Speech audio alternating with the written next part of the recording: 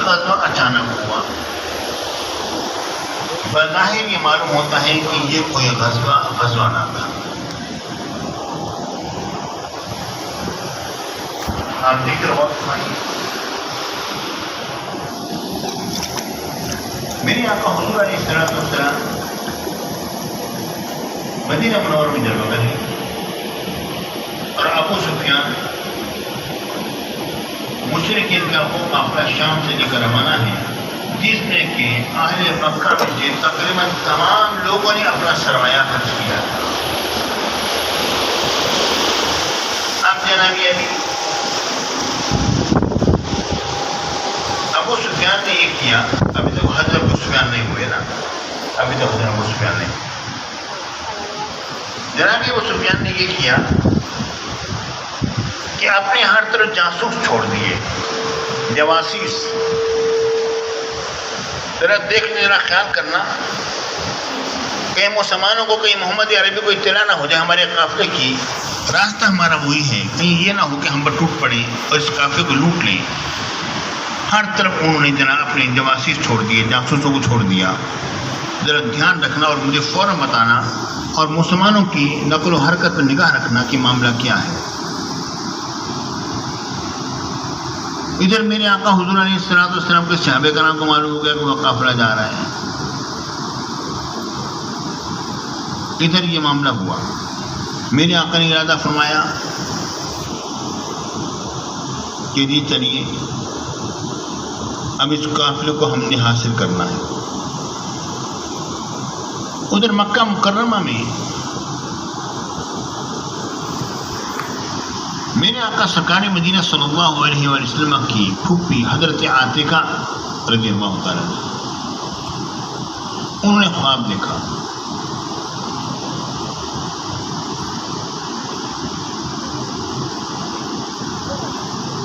حضرت عباس کی ہمشیرہ ہیں, انہوں نے خواب میں یہ دیکھا کہ ایک شخص اونٹ پر آیا ہے بڑی تیزی سے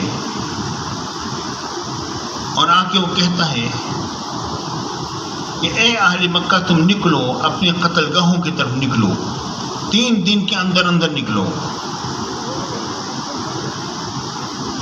پھر وہ شخص مسجد حرام میں آ جاتا ہے اور مسجد اور خانہ کعبہ کی چھت پر کھڑے ہو کر یہی صدا لگاتا ہے. اور اس کے بعد پھر وہ جبل ابی قبیس پر آتا ہے اور پھر وہاں پر آ کے یہ صدا لگاتا ہے کہ اہل مکہ نکلو, اپنے قتل گاہوں کی طرف نکلو, 3 دن کے اندر اندر نکلنا ہے. حضرت عاتقہ رضی اللہ تعالیٰ عنہ ان کی آنکھ کھلی تو بڑی پریشان تھی, کیا ماجرا ہے. انہوں نے اپنے بھائی حضرت عباس کو بلایا اور کہا میرے بھائی میں نے خواب دیکھا ہے اور بڑا عجیب و غریب جو خواب ہے, اب پتہ نہیں کچھ ہونے والا ہے. حضرت عباس رضی اللہ تعالیٰ عنہ نے اپنے کسی مشرک جو اس زمانے میں دوست ہوا کرتے تھے ان سے کہا کہ میری بہن نے یہ خواب دیکھا ہے, اللہ خیر کرے. اس نے اپنے باپ کو بیان کیا, اس نے ابو جہل کو بیان کیا. اب حضرت عباس رضی اللہ تعالیٰ عنہ جب نکلے اور مسجد حرام کی طرف جب نکلے تو دیکھا کہ ابو جہل کھڑا ہے اور کہنے لگا اچھا تو اب تم میں کوئی نبیہ بھی پیدا ہو گئی ہے.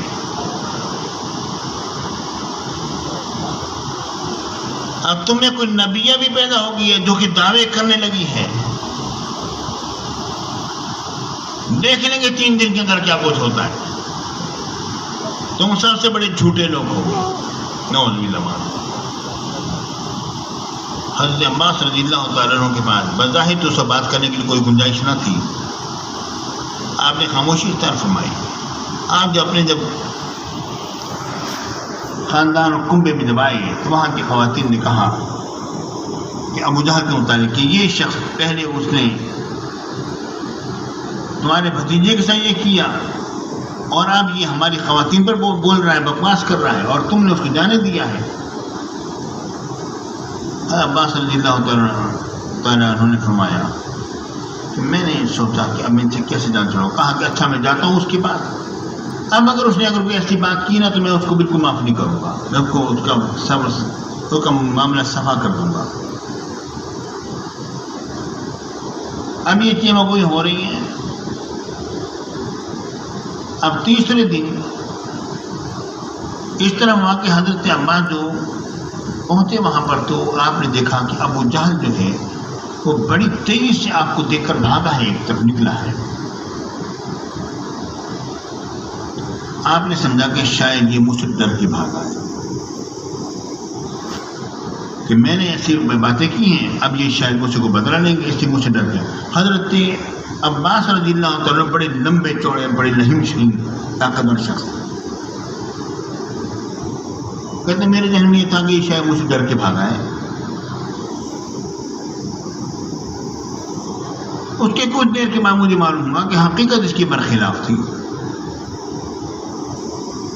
ابو سفیان کی طرف سے ایک بندہ آیا ہوا ہے اور اس نے آ کے صدا لگائی ہے، اے اہل مکہ جلدی نکلو ورنہ تمہارا قافلہ لوٹا چاہتا ہے۔ محمد عربی کے اصحاب جو ہیں وہ آ رہے ہیں قافلے کو لوٹنے کے لیے۔ اب اس کے اندر ہر تقریباً مکہ مکرمہ کے ہر شخص کا پیسہ لگا ہوا تھا۔ ان کا جی نکلنا ہے نہیں۔ اب بڑے جوش و خروش میں کہ محمد عربی نے بس اسی طرح سمجھا ہوا ہے، فلانے قبیلے والوں کو سہیوں کر دیا تو اس سے کیا ہوا، انہیں کیا پتا ہے کہ ہم سے لڑکے دیکھیں تو پتہ چلے گا وغیرہ وغیرہ، بڑے جوش میں۔ اور جناب ان کے ساتھ وہ مغنیات لونڈیاں بھی ہیں اور وہ ترانے گا رہی ہیں اور لوگوں کو ابھار رہی ہیں، اور جناب ایک وہ چیز بھول گئے کہ نکلو تم اپنے قتل گاہوں کی طرف نکلو۔ لیکن کچھ لوگ جان رہے ہیں کہ آپ کو معاملہ گڑبڑ ہو گیا ہے۔ سلسلہ ہوا یہ سارا۔ اب جناب یہ لوگ اکٹھے ہو کر، جو خود جا سکتا خود گیا، جو نہیں جا سکتا تھا اس نے اس کے پیسے تھے، اس نے پیسے دے کر لوگوں کو روانہ کیا، میری بجائے تم چلے جاؤ۔ امیہ بن خلف جو تھا، جو جس نے کہ حضرت بلال رضی اللہ تعالیٰ عنہ کو بڑی عزیت دی تھی، وہ موٹا شخص تھا، وہ جانے سے گریزہ ہونے لگا، لیکن ابو جہل نے مجبور کیا، نہیں تو نے جانا ہی جانا ہے۔ اس کو پتا تھا کہ محمد عربی نے میرے بارے میں کہہ دیا تھا صلی اللہ علیہ وسلم، لیکن جناب یہ میرا یہ پتہ ہوگا، پورا ایک واقعہ ہے پورا۔ اس نے بڑی جان چھڑائی مگر کہا نہیں، اس نے کہا اچھا چلو میں تیز رفتار سواری پر سوار ہو کے جاؤں گا، کوئی ایسی بات ہوئی تو میں تیزی سے نکل جاؤں گا وغیرہ وغیرہ۔ اب یہ سب کے سب لوگ روانہ ہو رہے ہیں، 1000 افراد پر مشتمل پورا کا پورا لشکر روانہ ہو۔ اب جناب حضرت صفیہ نے جو بات فرمائی تھی، حضور کی پھوپھی تھی، ان کا خواب تھا۔ اب یہ لوگ جناب سب کے سب وہاں پر نکلے۔ اب میرے آقا حضور علیہ السلام وہاں سے روانہ ہو رہے ہیں اور اس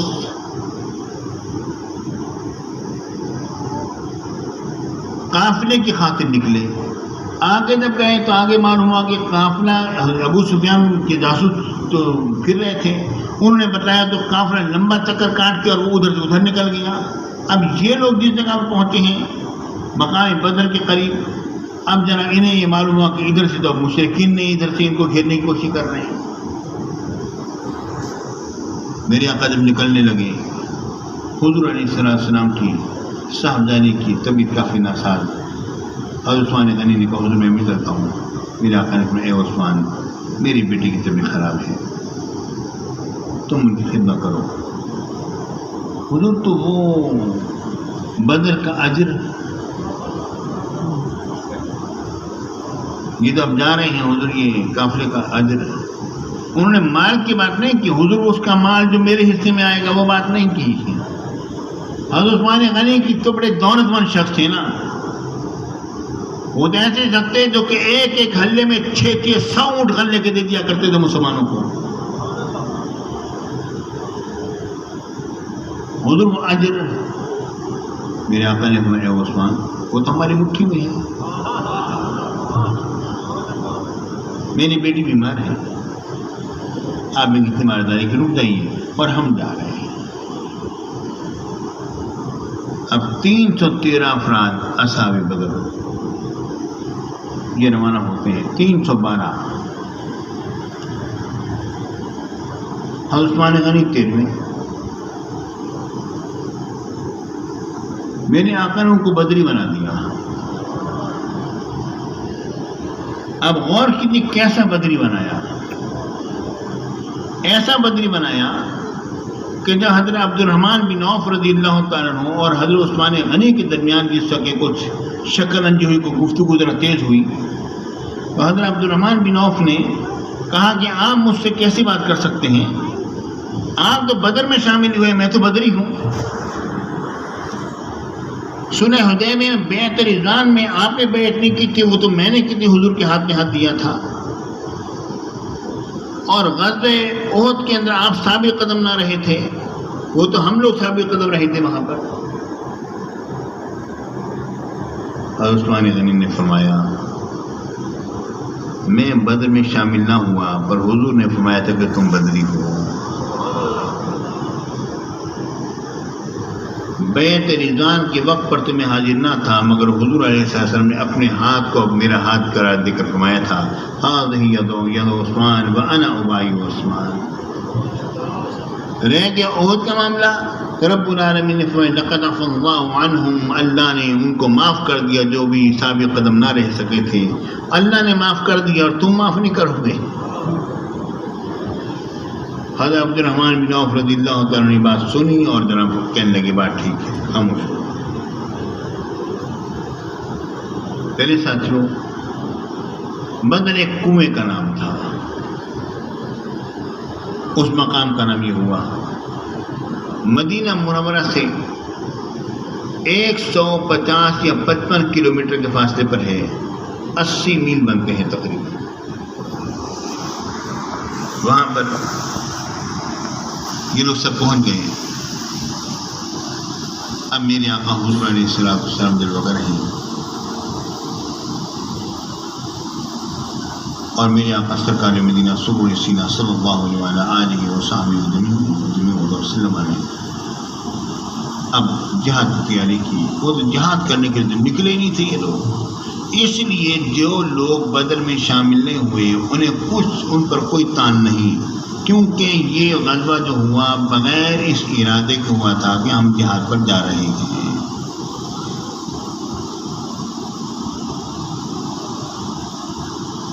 لیکن اس کی ایک بڑی خصوصیت کیا ہے؟ معاملہ اصل میں یہ ہے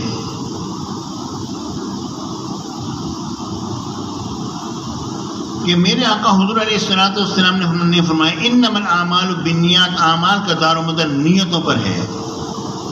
اب نیت تو کافرے کو لوٹنے کی تھی، غزوہ کرنے کی تو نیت ہی کسی کی نہیں تھی، اور اعمال کا دار و مدار تو نیتوں پر ہے. تو اس غزوے کی تو نیت کر کے نکلے نہیں تھے، تو اس کو باقی تمام غزوات پر فضیلت کیوں ہے؟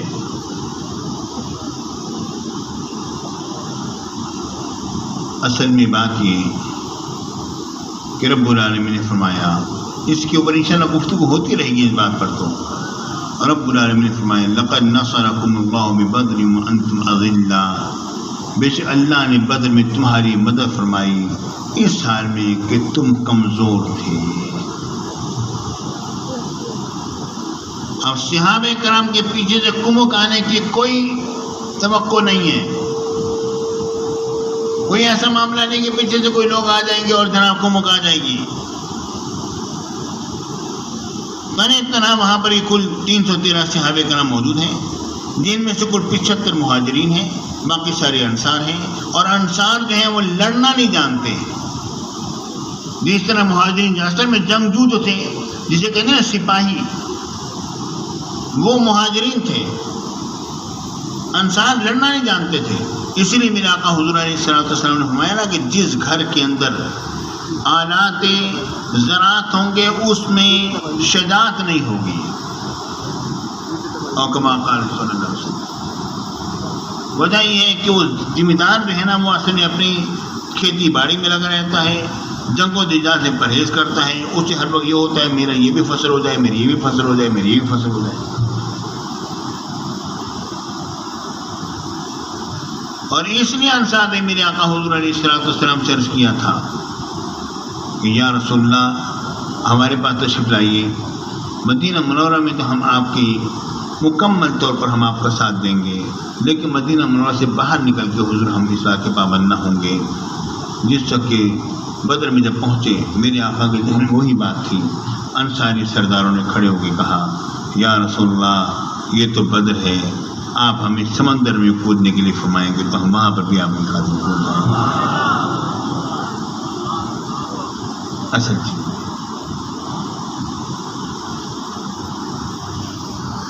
اور یہ ایسا اجر ان کو ملا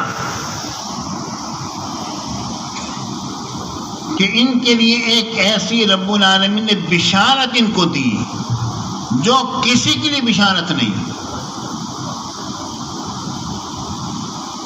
فَفَعَلُوا مَا شِئْتُمْ، جو چاہو تم کرو، تم سے پکڑ اور مواخذہ نہیں ہوگا۔ اندازہ کرو کتنی بڑی بات ہے۔ میرے آقا حضور علیہ السلام مدینہ منورہ میں موجود ہیں۔ میرے آقا نے حضرت علی کو اور ان کے ساتھ ایک اور ساتھی کو بلایا، میں اے علی آپ یہاں سے روانہ ہو جائیے، مقام خاک یا خاک ہے، دونوں نام آتے ہیں، آپ وہاں پر پہنچیں گے، وہاں پر ایک عورت ایک اونٹ پر سوار جا رہی ہے، اس کے بعد ایک خط ہے، وہ خط آپ لے آئیں۔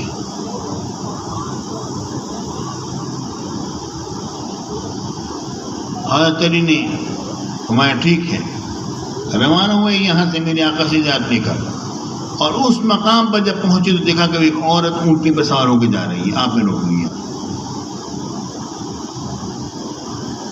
اب میرے نبی کو یہ بھی پتا تھا کہ وہ عورت کس رفتار سے جا رہی ہے، یہ بھی پتا تھا علی کی سپیڈ کیا ہوگی، یہ بھی پتا تھا مقام کون سا مقام ہوگا ملاقات کا۔ ملاقات ہو گئی، حضرت علی نے ہمیں خط نکال دیا، اس کہ میرے پاس نہیں ہے خط، سامان وغیرہ کی تلاشی لی کہ خط نہیں ملا۔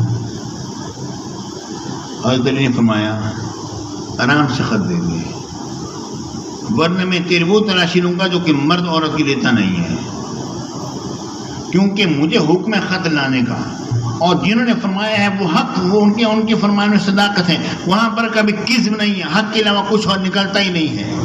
اکتب یا عبداللہ، عبداللہ بن عمر بن عاص تھا، میری ہر حدیث لکھ لیا کرو، ما یخرج منہ الا حق واشار الی فمہ، دان پاک اشارہ کر کے فرمایا یہاں سے حق کے سوا کچھ نکلتا ہی نہیں ہے، تو خط میرے حوالے کر دے ورنہ میں تیری مکمل تلاشی لوں گا، ذرا خیال کر۔ اس عورت نے وہ اپنے جوڑے سے خط نکالا اور پیش کر دیا۔ حضرت نے فرمایا جاؤ خط نکل آ گئے۔ میرے آقا حضور علیہ السلام کے بارے میں خط پہنچ گیا، کھولو پڑھو۔ حاتم بن ابی بلتع کا خط ہے، صحابی رسول،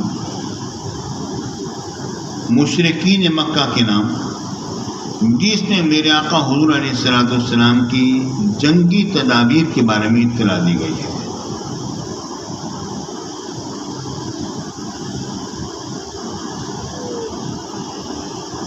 حاتم بن ابی بلتع طلب کر لیے گئے۔ ہاں بتاؤ ہے حاتم بن ابی بلتع یہ کیا ہے؟ یا رسول اللہ حضور یہ خط میرا ہے، میں نے لکھا ہے، جتنے لوگ ہجرت کر کے آئے ہیں، کسی کا کوئی رشتہ دار، کوئی عزیز، کوئی ایسے معاملات، کچھ لوگوں پر احسانات کچھ ایسے ہیں، ان کے جو بال بچے جو عزیز و اقارب وہاں پر ہیں ان کا وہ خیال کرتے ہیں۔ حضور میرے بچوں کا پیچھے کوئی دیکھنے والا ہی نہیں ہے۔ میں نے کہا، میں نے سوچا حضور آپ کے جو آپ کو جو رب نے فتح دینی ہے وہ تو دینی ہی دینی ہے، وہ میرے خطوں سے نہیں رکنے والی، لیکن خط لکھوں گا تو ان پر ایک احسان ہو جائے گا، اور عرب جیسا بھی ہے نا احسان فراموش نہیں ہے، میرے بچوں کو دیکھ بھال کر لے گا۔ میں نے کہا میرے بچے ہیں، چھوٹے چھوٹے بچے ہیں، ان کا ہو جائے گا، ادھر آپ کو تو فرق پڑے گا نہیں، مجھے بڑا فرق پڑ جائے گا، میں نے اس لیے خرچ کیا۔ میرے آقا نے فرمایا صدقتا، تم نے سچ کہا ہے۔ حضرت عمر بن خطاب رضی اللہ تعالیٰ نے تلوار نکال لی، یا رسول اللہ مجھے اجازت دیجیے میں اس منافق کی گردن اڑاؤں۔ جب انہوں نے زمانے نبوت سے سن لیا حضور نے فرمایا انہوں نے سچ کہا ہے، تو پھر ان کو وہ منافق کیوں کہہ رہے ہیں؟ حضرت عمر بن خطاب رضی اللہ تعالیٰ منافق کیوں کہہ رہے ہیں؟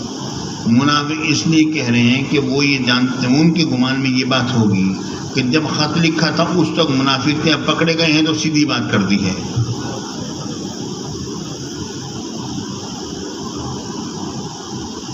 اب تو پکڑے گئے، اب سیدھی بات کر دی، بات تو خط تو پکڑا گیا۔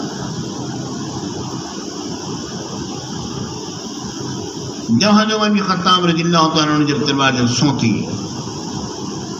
تو میرے آقا نے فرمایا یا عمر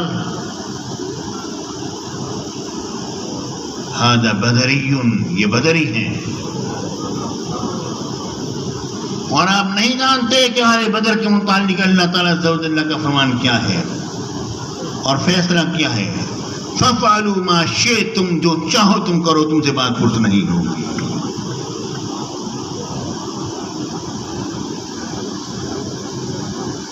ان سے کوئی بات پرس نہیں۔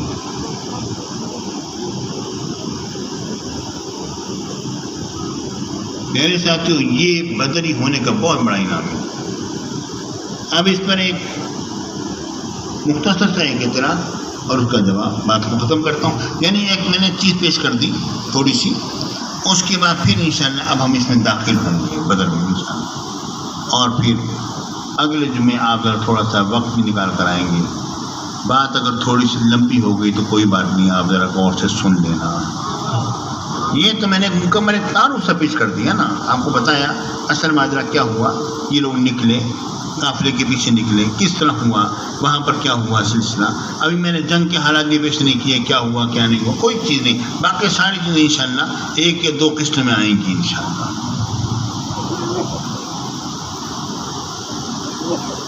بات یہ ہے کہ مال ہو کسی کا اور لوٹ لے کوئی، کیا یہ ٹھیک ہے؟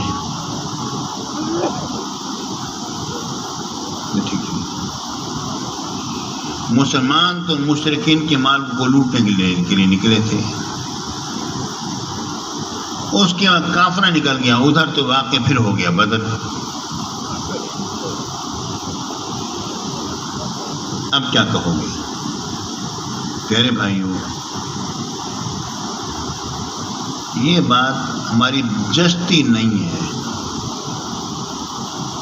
ایک صحابی رسول نے پھلوں کی تجارت کی نقصان ہو گیا، یا رسول نے نقصان ہو گیا، میرے آقا نے فرمایا بھائی پیسے اکٹھے کرو، اکٹھے ہو گئے۔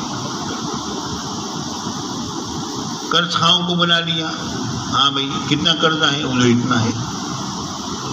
دیکھو بھائی اتنے پیسے ہیں، یہ ہے، یہ لے لو، اور نہیں ہے۔ یہ کیا بات ہے؟ کوئی شخص میرے پاس آئے، کسی کا دینا ہے 1,00,000 روپے، کہیں گے حضور 50,000 روپے دے دیں، میں کہوں بھائی 50,000 ہے اور نہیں ہے، لوگ کیا کہیں گے کہ صحیح کیا؟ لوگ کہیں گے اس کا مال تھا، مگر نہیں، نبی کی شان اور ہے، یہ سارا مال نبی کا ہے۔ یہ تو حضور کی خیرات لے کر وہ جا رہے تھے، بچ گئے۔ میرے آقا کی خیرات لے کر وہ تو جا رہے تھے، وہ تو بچ گئے۔ جمعۃ المبارک کا دن ہے، 2 ہجری ہے، 16 رمضان مبارک ہے، اور یہ غزوہ بدر ہو رہا ہے، اور میرے آقا سرکار مدینہ سرور سینہ صلی اللہ علیہ وسلم اپنا مال لے رہے تھے، کسی اور کا مال نہیں لے رہے تھے۔ اس طرح مجھے واقعہ یاد آیا۔ ہوا یہ کہ پیر پٹھان توسا شریف خواجہ سلیمان توسی رحمۃ اللہ تعالیٰ آپ سفر فرما رہے ہیں، آپ کے چند ساتھی ہیں، اور راستے میں جناب ایسا معاملہ ہوا کہ کھانے کی چیزیں کچھ نہیں ملی، ذرا راستہ تھوڑا دشوار گزار ہو گیا۔ پہلے زمانے میں گھوڑوں پر پیدل سفر ہوتے تھے۔ فرمایا کہ اس کھیت سے خربوزے توڑ لو اور وہ کھا لو تم لوگ۔ لوگوں نے حضور توڑنے کہا، توڑ لو کھا لو۔ انہوں نے خربوزے توڑ لی اور کھا لی۔ اب کھیت کسی کا، کھانے والے کوئی، حکم دینے والا کوئی، بات سمجھ میں نہیں آ رہی۔ تھوڑی دیر تو معلوم ہوا کہ وہ کھیت والا دوڑا چلا آیا، کہنے لگا حضور وہاں آپ کا جو پیسے میرے پاس تھے نا، اسی کا میں نے یہ کھیت بوائی کی تھی، اور میں نے کہا تھا صحیح کو یہ پیش کروں گا، یہ حضور یہ آپ ہی کے پیسوں کا کھیت ہے، یہ آپ کا ہی کھیت ہے، حضور بوائی کی تھی، آپ کے لیے کی تھی، حضور یہ آپ کا کھیت ہے۔ آپ نے فرمایا کہ اس نے ہمارے خلفاء نے کھا لیا، ٹھیک ہو گیا۔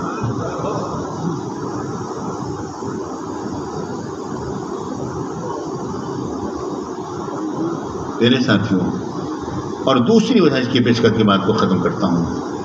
بات یہ ہے کہ جو مہاجرین ہجرت کر کے آئے تھے ان کا مال وہیں پر رہ گیا تھا۔ مشرکین نے ان کو مال اٹھانے کی مہلت نہیں دی کہ ہاں جی اپنا سامان ساتھ لے جاؤ۔ وہ تو میرے آقا حضور علیہ السلام نے حضرت علی کی ذمہ لگایا تھا کہ ان لوگوں کی امانتیں سپرد کر دینا۔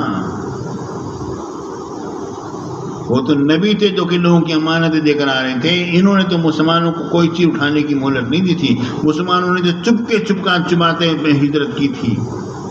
ان کے مال وہاں پر تھے، ان کی جائیدادی وہاں پر تھی، ان کے مکانات وہاں پر تھے، لوگوں نے بیچے۔ اسی لیے جب میرے آقا حضور علیہ السلام ہجرت کر کے وہاں بھی جب تشریف لے گئے، مکہ مکرمہ میں گئے، عرض کیا گیا یا رسول اللہ آپ کہاں پر قیام فرما ہوں گے؟ میرے آقا نے فرمایا کیا عقیل نے کوئی جگہ چھوڑی ہے تو کہ ہم ٹھہرے وہاں پر؟